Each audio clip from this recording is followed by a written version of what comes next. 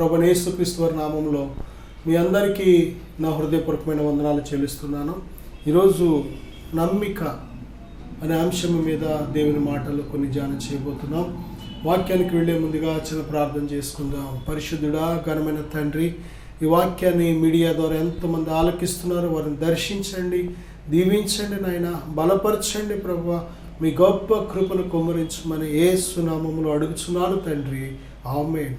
ప్రియబిడ్డలారా, నమ్మిక అనే మాట మనం పరిశుద్ధ వాక్యంలో ఎన్నోసార్లు మనం చూడగలం. ప్రభువైన యేసుక్రీస్తు వారు కూడా మరి ఈ నమ్మిక అనే మాట, నమ్మిక మాత్రం ఉంచుమని అనే మాట మనం చాలా చోట్ల మనం చూస్తున్నాం. దేని బిడ్డలారా, వాక్యం అంతా కూడా అది ఆత్మ సంబంధమైనది. ఆత్మ సంబంధమైన ప్రతి విషయాలకు కూడా మనం చెల్లించవలసింది ఏంటంటే విశ్వాసం, నమ్మిక. దేని బిడ్డలారా, నమ్మిక లేకుండా, నమ్మకం లేకుండా అసలు దేవునితో మనం కనెక్ట్ అవ్వలేం. ఎందుకంటే దేవుని యొద్దకు వచ్చేవాడు దేవుడు ఉన్నాడనియు, ఆయన తన అడుగు వారికి ఫలము దయచేవాడనియు నమ్మాలని బైబిల్ స్పష్టంగా కోరుతుంది. విశ్వాసం లేకుండా దేవునికి ఇష్టడైనట్టు అసాధ్యం. నీ విశ్వాసమే నిన్ను రక్షిస్తుంది, నీ విశ్వాసమే నిన్ను స్వస్థపరుస్తుంది, దేవుని యందు నువ్వు ఉంచిన విశ్వాసమే నిన్ను బాగు చేస్తుంది, దేవుని యందు నువ్వు ఉంచిన విశ్వాసమే నిన్ను అన్ని విధాల ఆశీర్వదిస్తుంది. విశ్వాసము లేకపోతే దేవుని నుంచి ఏమీ పొందుకోలేవు. విశ్వాసము లేకుండా దేవునికి ఇష్టడైనట అసాధ్యం. కనుక దేవుని యొద్దకు వస్తున్న మనము, ప్రార్థిస్తున్న మనము, దేవుని స్తుతిస్తున్న మనము, ఆరాధిస్తున్న మనము, ప్రేమిస్తున్న మనము తప్పనిసరిగా విశ్వాసం అనేది కలిగి ఉండాలి. నేను బిడ్డారా, విశ్వాసానికి సంబంధించిన కొన్ని మాటలు కానీ మనం చూసినట్లయితే కీర్తన గ్రంథం 37:5 నీ మార్గమును యెహోవాకు అప్పగింపుము, నీవు ఆయనను నమ్ముకొనుము, ఆయన నీ కార్యము నెరవేర్చు. చూడండి దేని బిడ్డారా, నమ్మిక అనగానే అప్పగించడం, దేవునికి నీ మార్గాన్ని అప్పగించడం. దేవుణ్ణి నమ్మాను అని చెప్పి ఒకడు నీ మార్గాన్ని దేవుడికి నువ్వు అప్పగించట్లేదు అంటే ఇంకా నమ్మలేదు అని అర్థం. ఒక వ్యక్తి దేవుని యందు నమ్మిక ఉంచినట్లయితే ఆ వ్యక్తి చేయవలసిన పని ఏమిటంటే దేవునికి తన మార్గాన్ని అప్పగించుకోవడం. దేని ద్వారా బైబిల్ చెప్తుంది, విశ్వసించేవాడు కలవరపడడు. కీర్తన 22:5 అలాగే తిమోతి 2 పత్రిక 1:12 సిగ్గు పడవలసిన పని ఉండదు. నువ్వు దేవుణ్ణి విశ్వసించినట్లయితే నువ్వు సిగ్గు పడనివ్వడు. దేవుడు నిన్ను సిగ్గు పడవలసిన పని ఉండదు. అలా అందుకే కలవరపడవన్నమాట. దేవునికి అప్పగిస్తే నీ మార్గాన్ని ఎంత మాత్రమో దేవుడు నిన్ను విడిచిపెట్టాడో. విశ్వాసము ద్వారా నిన్ను కాపాడుతూ ఉంటాడు, విశ్వాసము ద్వారా దేవుడు నిన్ను నడిపిస్తూ ఉంటాడు, విశ్వాసము ద్వారా నిన్ను ఆయన డైరెక్షన్కి దయచేస్తూ ఉంటాడు. ఎందుకంటే విశ్వాసము లేకపోతే అసలు ఆయన ఆలోచన గ్రహించలేవు, విశ్వాసము లేకపోతే ఆయన మార్గాలను గ్రహించలేవు, విశ్వాసము లేకపోతే ఆయన స్వరాన్ని నువ్వు గ్రహించలేవు, ఆయన నడిపింపును ఏమాత్రము కూడా గ్రహించలేవు. కాబట్టి విశ్వాసం అనేది ఎంత ప్రాముఖ్యమైందంటే అందుకే బైబిల్ చెప్తుంది, నీతిమంతుడు విశ్వాస మూలముగా జీవించను. అంటే ప్రతి క్షణము, ప్రతి విషయంలో ఒక 24 గంటలు ఒక క్రైస్తవుడు ఎలాగ బ్రతకాలి అంటే విశ్వాసము ద్వారానే బ్రతకాలి, విశ్వాసము ద్వారానే బ్రతకాలి. నేను బిడ్డారా, మరి విశ్వాసము లేకుండా మిగిలిన వారు బ్రతకట్లేదంటే మిగిలిన వారు బ్రతికేది వెలుచూపును బట్టి బ్రతకడం ఒక విధానం, అలాగే విశ్వాసము ద్వారా బ్రతకడం ఒక విధానం. విశ్వాసము ద్వారా దేవుడు చూస్తున్నాడు, దేవుడు వింటున్నాడో, దేవుడు గ్రహిస్తున్నాడో, దేవుడు తీర్పు తీరుస్తాడు, దేవుడు సహాయం చేస్తాడో, దేవుడు తోడుగా ఉన్నాడు అని ఈ సత్యాన్ని నువ్వు ఎప్పుడైతే తెలుసుకుంటావో నీ ఆత్మీయ జీవితం విశ్వాసము ద్వారా జీవించగలుగుతావు. ఎక్కడ ఉన్నా సరే నువ్వు పాపము చేయవు, దేవుని నిమిత్తము సాక్షిగా బ్రతకగలుగుతావు. దేవుని ఆత్మ సహాయాన్ని తీసుకొని ఆత్మ మీద ఆధారపడి దేవుని ఆత్మ చేత నడిపించబడగలుగుతావు. అన్ని విషయాల్లో కూడా గొప్ప విజయవంతమైన జీవితాన్ని జీవించగలుగుతావు. విశ్వాసము ద్వారా నువ్వు జీవించినట్లయితే విశ్వాసానికి కర్త దేవుడు గనుక ఆ యొక్క దేవుని సహాయం, దేవుని యొక్క నడిపింపు, దేవుని యొక్క తోడు నిత్యము నీకు దొరుకుతుంది. అలా కాకుండా వెలుచూపు వలన అంటే దేవునితో అసలు కనెక్షన్ ఉండదు, దేవునితో సంబంధం ఉండదు. వెలుచూపు వలన అంటే మనుషులు మాట్లాడే మాటలను బట్టి బ్రతుకుతూ ఉంటాం, మనుషులు లేకపోతే పరిస్థితులను బట్టి మనం బ్రతుకుతూ ఉంటాం, మన నిర్ణయాలు మార్చేసుకుంటూ ఉంటాం, పరిస్థితులను బట్టి మన నిర్ణయాలు మార్చేసుకుంటూ ఉంటాం. అంటే ఒక్క మాటలో చెప్పాలంటే దేని ప్రియుడా, నువ్వు నడుస్తున్న మార్గంలో నువ్వు వెలుచూపు వలన బ్రతుకుతున్నావు కనుక నువ్వు నడుస్తున్న మార్గంలో ఆటంకం ఎదురైతే ఆటంకం జయించడానికి నీకు విశ్వాసం లేదు కనుక ఆటంకం లేని మార్గమై పెడుతూ ఉంటాం. ఆ మార్గంలో మళ్ళీ ఆటంకం వచ్చిందంటే ఆటంకం లేని ఇంకో మార్గంలో వెళుతూ ఉంటాం. ఇదంతా కూడా వెలుచూపు వలన బ్రతికేది. ఈ డైరెక్షన్ అంతా కూడా వెలుచూపు వలన బ్రతికే డైరెక్షన్ అంతా కూడా వంకరగా జిగ్జాగ్గా మారిపోతూ ఉంటుంది. కానీ విశ్వాసం వల్ల జీవించినట్లయితే నువ్వు వెళ్ళే మార్గంలో ఆటంకం ఎదురైంది, సపోజ్ సింహాల బోను ఎదురైంది, ధైర్యంగా ఉంటావు. అగ్ని గుండం ఎదురైంది, ధైర్యంగా ఉంటావు. అంతేకాని మనుషులు భయాలకు, మనుషుల యొక్క సలహాలకు, మనుషులు చెప్పే ఆలోచనలకు లేక పరిస్థితులకు నువ్వు లొంగిపోవు, భయపడవు. విశ్వాసం వల్ల నువ్వు బ్రతికితే దేని బిడ్డ, నువ్వు దేవుని డైరెక్షన్ ప్రకారం వెళుతున్నప్పుడు నీ ముందు ఎటువంటి సముద్రం అడ్డొచ్చినా సరే నిలబడతావు. ఇశ్రాయేలీలు ఎన్నో దేవుని మహోన్నతమైన గొప్ప కార్యాలు చూసి కూడా వారు వెనుకాల వస్తున్న ఐగుప్తీయులను చూసి వారు భయపడిపోయారు. కారణం ఏంటంటే వారు దేవుడు చేసిన అద్భుతాలు, ఆశ్చర్యకార్యాలన్నీ మర్చిపోయారు.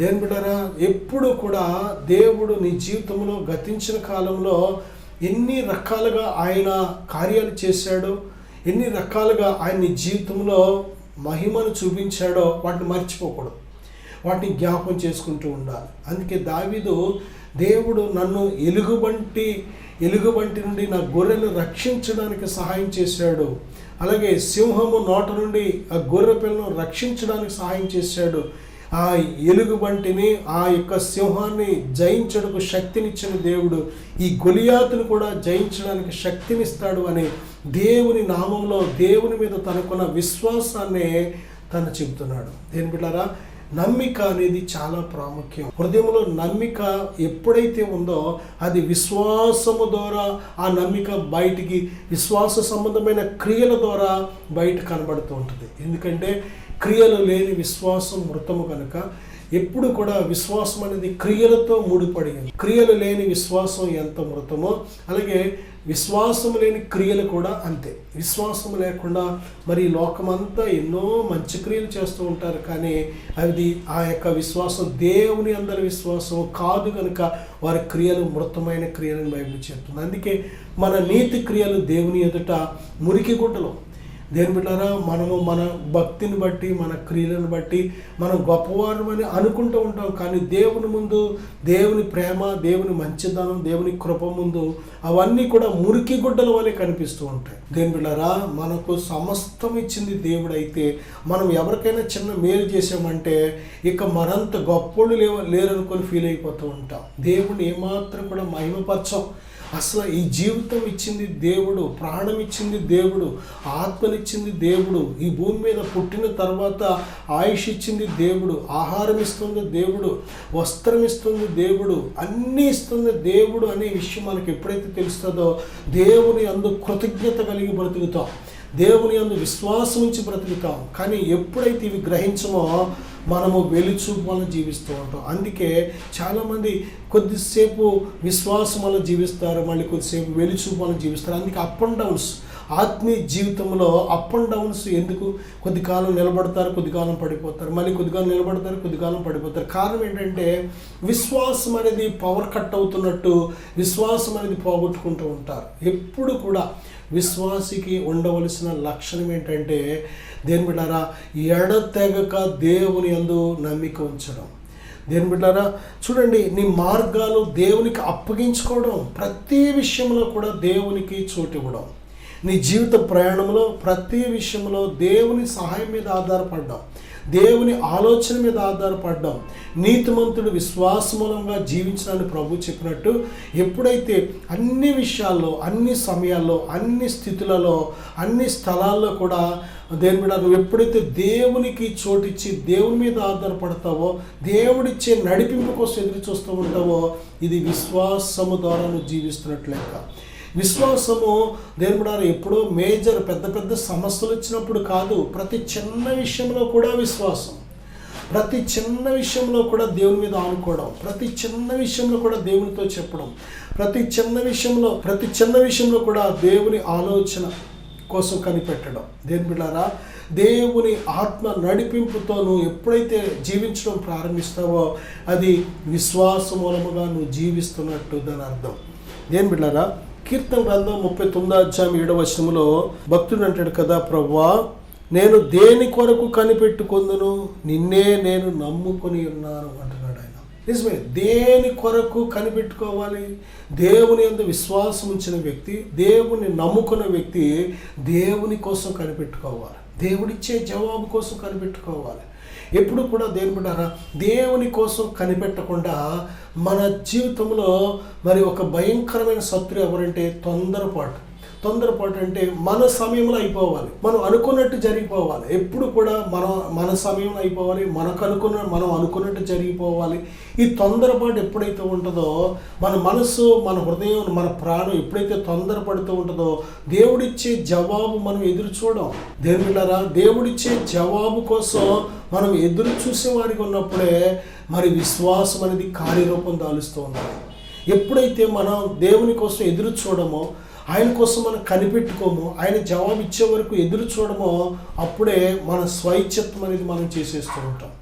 దేని బిడ్డారా, దేవుని చిత్తానికి బద్ధశత్రు ఎవరంటే స్వైచ్ఛత్వం. అందుకే దేవుని చిత్తం చేసేవాడు, దేవుని వెంబడించాలనుకునేవాడు చేయవలసిన పని ఏంటంటే తన్ను తాను ఉపేక్షించుకొని ఆయన ఇచ్చే సిలువను ఎత్తుకొని ఆయనను వెంబడించాలి. ప్రభువైన యేసుక్రీస్తును వెంబడించాలనుకునే ప్రతి వ్యక్తి కూడా మొట్టమొదటిగా వారి స్వైచ్ఛత్వాన్ని సిలువేయాలి. తమ్మును తాము సిలువేసుకొని ఎప్పుడైతే ప్రభుని వెంబడించడం ప్రారంభిస్తారో అదే నిజమైన క్రైస్తవ జీవితం. దేని బిడ్డారా, ప్రభుని ధరించుకున్నాం అనుకుంటున్నాం, కానీ మనం వేటిని వెంబడిస్తున్నాం? ఆచారాలు వెంబడిస్తున్నాం, మనుషులు కల్పించిన పద్ధతులు వెంబడిస్తున్నాం, మనుషులను వెంబడిస్తున్నాం, మనుషుల సహాయాలను వెంబడిస్తున్నాం.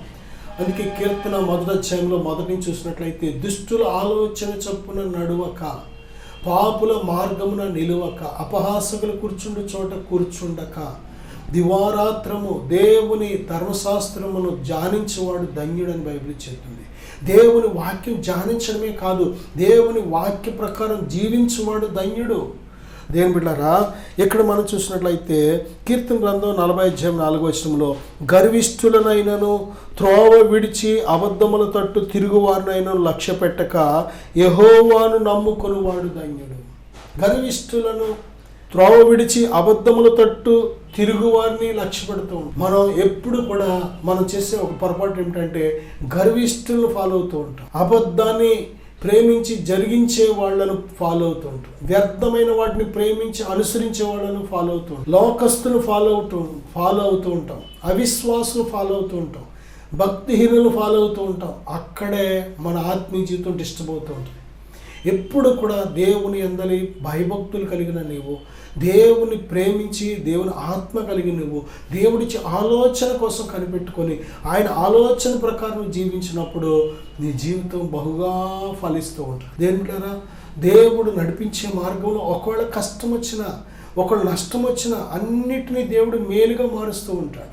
దేని ప్రియబిడ్డ, నమ్మిక కోసం మనం చూసినట్లయితే కీర్తన గ్రంథం 62:15 నా ప్రాణము దేవుని నమ్ముకొని మౌనముగా ఉన్నది. ఆయన వలన నాకు రక్షణ కలుగును. ఆయనే నా ఆశ్రయ దుర్గము, ఆయనే నా రక్షణకర్త. నా ప్రాణము దేవుని నమ్ముకొని మౌనముగా ఉన్నది. నిజమే, ఇశ్రాయేలీలు ఐగుప్తులో నుంచి వచ్చిన తర్వాత వారు ఆ యొక్క సముద్రం దగ్గరికి వచ్చేటప్పటికి వెనకాల ఐగుప్తీయులు తరుముకుంటూ వస్తున్నారనే విషయం తెలిసిన తర్వాత వారు కంగారు పడుతున్నారు.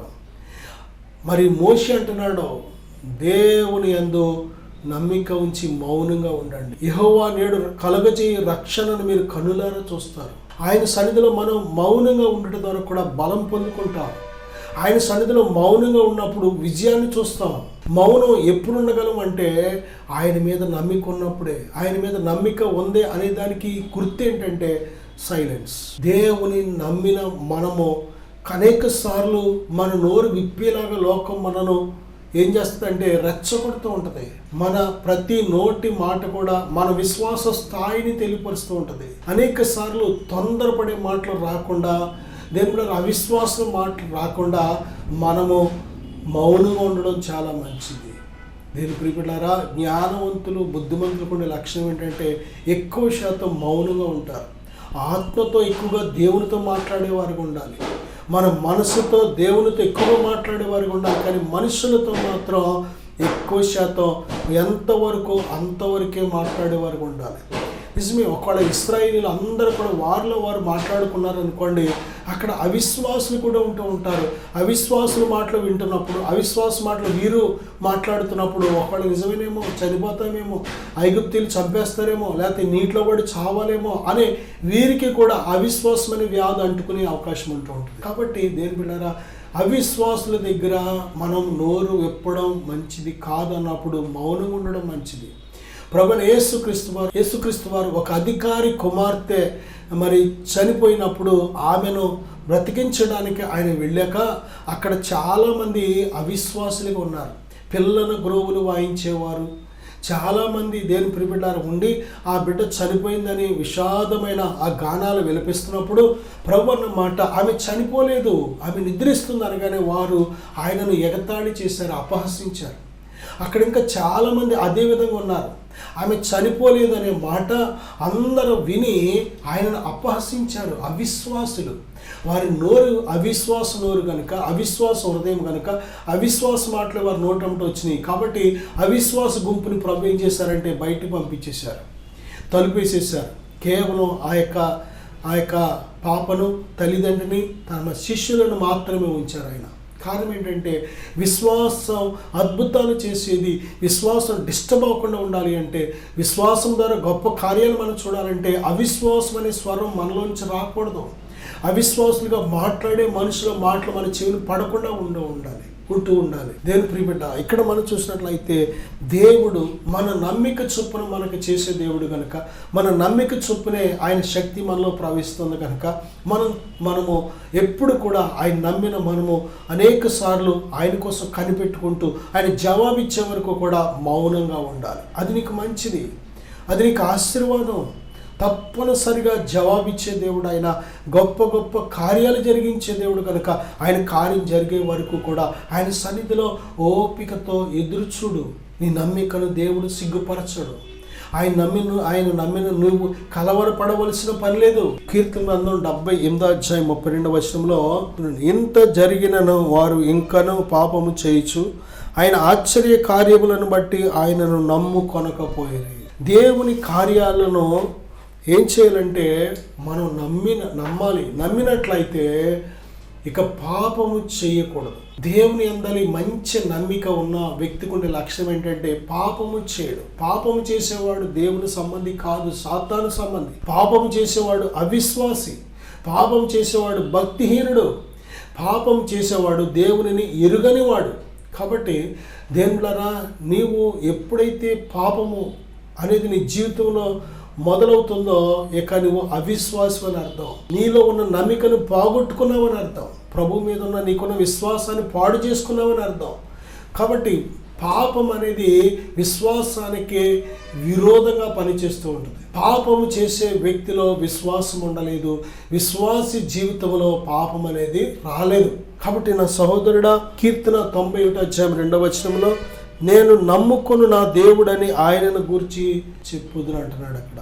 నిజమే, నువ్వు నమ్మిన ప్రభువుని గురించి నీ నోటితో ఎప్పుడైతే ఒప్పుకుంటూ ఉంటావో, నువ్వు విశ్వసించిన ప్రభువుని నీ నోటితో ఎప్పుడైతే ఒప్పుకుంటావో, దేని బిడ్డారా, యేసుక్రీస్తు ప్రభు అని నీ హృదయంలో విశ్వసించి నీ నోటితో ఒప్పుకున్నప్పుడు ఎలాగైతే నువ్వు రక్షించబడుతున్నావో, అలాగే అద్భుత కార్యాలు కూడా నీ హృదయంలో విశ్వసించి నీ నోటితో ఒప్పుకుంటున్నప్పుడు సంపూర్ణం నీ పార్ట్ సంపూర్ణం చేయగలుగుతున్నావు. మిగిలిన పార్ట్ దేవుడిది. నువ్వు హృదయంలో విశ్వసించడం, నోటితో ఒప్పుకోవడం నీ భాగం అయితే, నిన్ను రక్షించడం అనేది దేవుని భాగం. దేవుని ప్రియబిడ్డలారా, లాజరు చనిపోయి సమాధిలో ఉండి 3 రోజులు అయిపోయింది. 4వ రోజున ప్రభు వచ్చినప్పుడు ప్రభు చెప్పిన మాట ఏంటంటే, ఆ రాయిని తొలగించండి, ఆ రాయిని తొలగించండి అన్నప్పుడు వారందరూ చెప్తున్నారు, అయ్యా కుళ్ళిపోయి ఇప్పటికే 4 రోజులు అయింది కదా, దుర్వాసన వస్తుంది అన్నప్పుడు ప్రభు చెప్పిన మాటను వినడమే నీ పని, ప్రభు చెప్పింది చేయడమే నీ పని.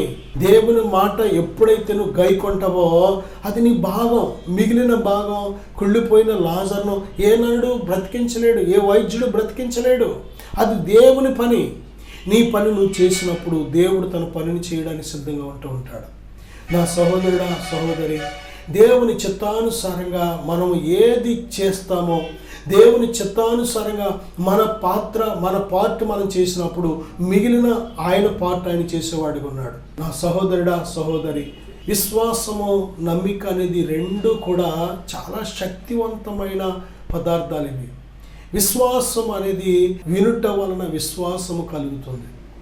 దేవుని మాటలు, దేవుని కార్యాలు, దేవుని యొక్క మహిమను ఎప్పుడైతే చూస్తావో, వింటావో, వాటిని నువ్వు నమ్మినప్పుడు, హృదయంలో నమ్మినప్పుడు నీ లోపల విశ్వాసం అనేది తయారవుతూ ఉంటుంది. దేవుని యొక్క వాక్యము వలన కలిగే విశ్వాసము శక్తివంతమైనది.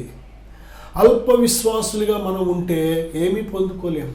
కనీసం ఆవగింజంత విశ్వాసమైన మనలో తయారవ్వాలి. వినాలి. దేవుని వాక్యాన్ని మంచి మనసుతో వింటున్నప్పుడు, లోబడే మనసుతో, గైకొనే మనసుతో దేవుని వాక్యాన్ని వింటున్నప్పుడు, దేవుడు నమ్మదగిన దేవుడు. తప్పనిసరిగా నీ జీవితంలో నీ విశ్వాసానికి తగిన గొప్ప ప్రతిఫలాలు ఇచ్చే దేవుడు ఆయన. నా సహోదరుడా, నమ్మిక మాత్రం ఉంచు. చిన్న ప్రార్థన చేసుకుందాం, కళ్ళు మూసుకుందాం, విశ్వాసంతో ఏకీవిద్దాం. పరిశుద్ధుడా, ఇదిగో నాయన, నీ బిడ్డలకు కావలసిన నమ్మిక దయచేయండి అయ్యా. మీ యందు నమ్మిక ఉంచినట్లయితే నమ్మువానికి సమస్తము సాధ్యమని అయ్యా వాగ్దానం చేసిన మా తండ్రి, ఇదిగో నీ బిడ్డల్లో కావలసిన నమ్మిక వారు కలిగి ఉండేటకు సహాయం దయచేయండి ఆయన. దీవించండి, బలపరచండి అయ్యా. గొప్ప విశ్వాసాలుగా బిడ్డలు సిద్ధపరచమని యేసుక్రీస్తు నామములో ప్రార్థిస్తున్నాను తండ్రి. ఆమేన్. God bless you.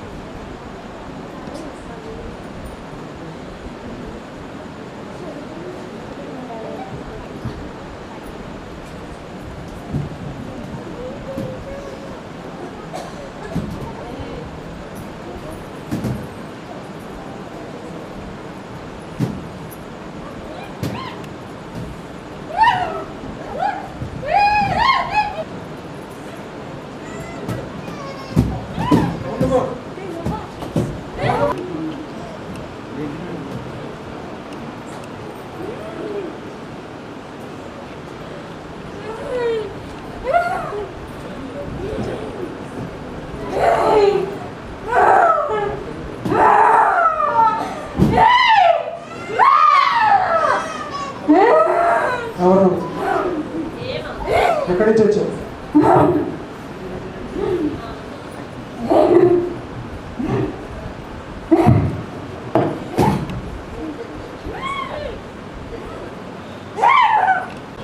యేసుక్రీస్తు నామమున ఆజ్ఞాపిస్తున్నా. ఎప్పటి నుంచి ఉన్నావు? ఎంతకాలం నుంచి ఉన్నావు?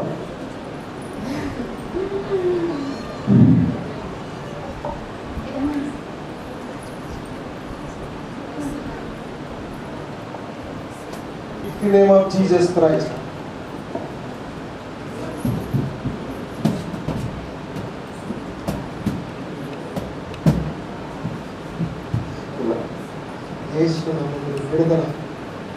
ప్రకటిస్తున్నాను. మొదలుకొని సంపూర్ణ ఆరోగ్యం, నెమ్మది, సంతోషం కలుగులుగా తీస్తున్నాను. దేవుడిని విడిపించాడు. సంతోషంగా లేదు. దేవుని స్తోత్రం చెప్పండి. హల్లెలూయా. దేవుడు నన్ను విడిపించాడు. నా పేరు విజయలక్ష్మి అండి. మా ఊరు వచ్చి చాదరేసుకుంట. నేను కొన్ని రోజులుగా ఎంతగానో నలిగిపోతున్నాను. అది ఏంటన్నది నాకైతే తెలియడం లేదు. ఇంట్లో బాధల వల్ల ఎందుకు నలిగిపోతున్నానో తెలియడం లేదు. పిల్లల విషయం వచ్చి కూడా వాళ్ళు ఎంతగానో నా దగ్గరికి వచ్చినా నేను వాళ్ళని కూడా దగ్గరికి రానివ్వడం లేదు. అది కోపం వచ్చేస్తుంది. వాళ్ళతో ఎంతగానో చిరాకు పడుతున్నాను నేను. అది కూడా నాకు తెలియడం లేదు. ఇంట్లో భర్త విషయమందు, కుటుంబ విషయమందు నేను ఎంతగానో నలిగిపోతున్నాను. అది నాకు తెలియడం లేదు. తర్వాత వచ్చి వాళ్ళు దెబ్బలు అడుగున్నా ఏం చేసినా నేను దేంతో దాంతో కొట్టేసుకుంటున్నాను. అది నేను ఎందుకు ఇలా చేసుకుంటున్నానో కూడా నాకు తెలియడం లేదు. ఇలా అమ్మ వాళ్ళు నన్ను ఇలా రమ్మని చెప్పారు. ఫాస్ట్ గారి దగ్గరికి వచ్చాను. నేను వచ్చినా నేను దగ్గరికి రావడానికి ఎంతగానో ఆలోచిస్తున్నాను. ఆయన వచ్చి నాకు ఏమీ కాదు నీకు, ఇలా ఉంటుంది నీకు అని ఆయన నాకు ఎంతగానో చెప్పారు.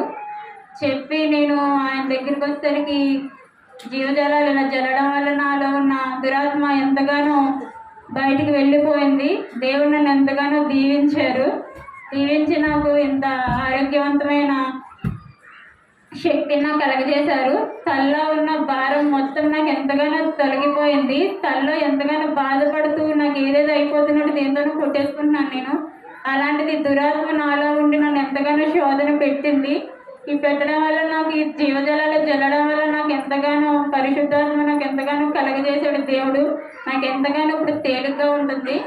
ఉండి నన్ను దేవుడు ఎంతగానో దీవించి బలపరిచినందుకు నా కుటుంబాన్ని కూడా నాకు సన్నిధిలోకి నడిపించమని, నా కుటుంబాన్ని దేవుడు దీవించి ఆశీర్వదించమని, చిన్న సాక్ష్యం దేవుడు దీవించమని.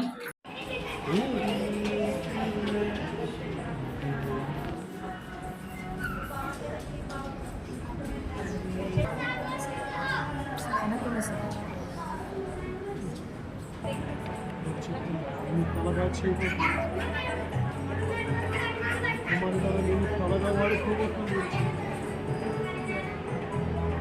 శక్తికి మించిన ప్రయాణం ఇవన్నీ తోడుగా ఉన్నారు కనుక ఈ పూర్తిగా రూపించడానికి 5 వర్గాలను జోడించారు.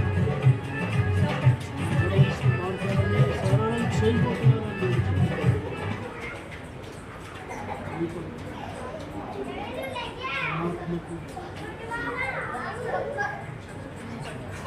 ఆత్మను మీకు తోడుగా ఉంచి ఉన్నాను. ఆత్మ మీద ఉంచి ఉన్నానని తెలుసు. నేను మీకు తండ్రిలో ఉన్నానని తెలుసు. దేవునామానికి వందనాలు, సేవకులకు నా వందనాలు. నా పేరు వినయ్ కుమార్. మాది పెద్దతాడేపల్లి గ్రామము. నేను కూడా దేవుడు నమ్ముకొని దేవుడి మందిరానికి అయితే వెళ్ళేవాడిని, కానీ నా ఆత్మీయ జీవితం అంత ఫలవంతంగా లేదు. అనేకమైన బంధకాలతో నా ఆత్మీయ జీవితము ఉంటూ ఉండేది. అలాగే ఒకరోజు సేవకులు ఎనైటింగ్ వాటర్ ద్వారా ప్రార్థన చేస్తున్నారని నేను విన్నాను. ఆ ప్రార్థన చేయించుకున్న వారి జీవితంలో ఎన్నో గొప్ప కార్యాలు దేవుడు చేశారు. చాలామంది విడుదల లేని వారు విడుదల పొందుకున్నారు, స్వస్థత లేని వారు స్వస్థత పొందుకున్నారు. ఎప్పుడైతే ఆ సాక్ష్యాన్ని నేను విన్నానో నా జీవితంలో కూడా దేవునిలో బలంగా సాగాలని, దేవునిలో నడవడానికి, నేను కూడా దేవునిలో స్థిరముగా ఉండాలని చెప్పి ఒకరోజు సేవకుల యొద్దకు వెళ్ళి ప్రార్థన చేయించుకున్నాను. ఎప్పుడైతే సేవకుల ద్వారా ప్రార్థన చేస్తున్నప్పుడే దేవుడు నన్ను బలంగా తాకారు. వెంటనే నా హృదయం నుంచి ఏదో ఒక తెలియని బంధకం, ఏదో ఒక చీకటి నా నుంచి బయటికి వెళ్ళిపోవడం నేను గ్రహించాను. ఎప్పుడైతే అలా చీకటి బంధకం నా నుంచి వెళ్ళిపోయిందో నా హృదయం చాలా తేలికైంది. దేవుడు తన బలమైన ఆత్మతో నన్ను నింపి నన్ను స్థిరపరిచి తన ఆత్మతో నన్ను ముద్రించారు. ఆ రోజు నుంచి ఈ రోజు వరకు కూడా నా జీవితంలో దేవుడు ఎన్నో గొప్ప కార్యాలు చేశారు. అప్పటి నుంచి నా ఆత్మీయ జీవితంలో బలమైన ఆత్మీయ జీవితంలో నేను కొనసాగించగలుగుతున్నాను. దానికి కారణం ఆ రోజు సేవకుల ద్వారా నేను ప్రార్థన చేయించుకున్నప్పుడు దేవుడు సేవకుల్లో ఉండి సేవకుల ద్వారా తన ఆత్మతో నన్ను నింపి ఈరోజు ఇలా గొప్పగా ఉన్నతమైన స్థానంలో ఆత్మీయ స్థితిలో దేవుడు నన్ను నిలబెట్టారు. దేవుడు నా జీవితంలో చేసిన ఈ కార్యమును బట్టి దేవునికే సమస్త మహిమ, ఘనత, ప్రభావములు యుగయుగములు చెల్లునుగాక. సేవకులు కూడా నా ప్రత్యేక వందనాలు. Thank you. Praise the lord.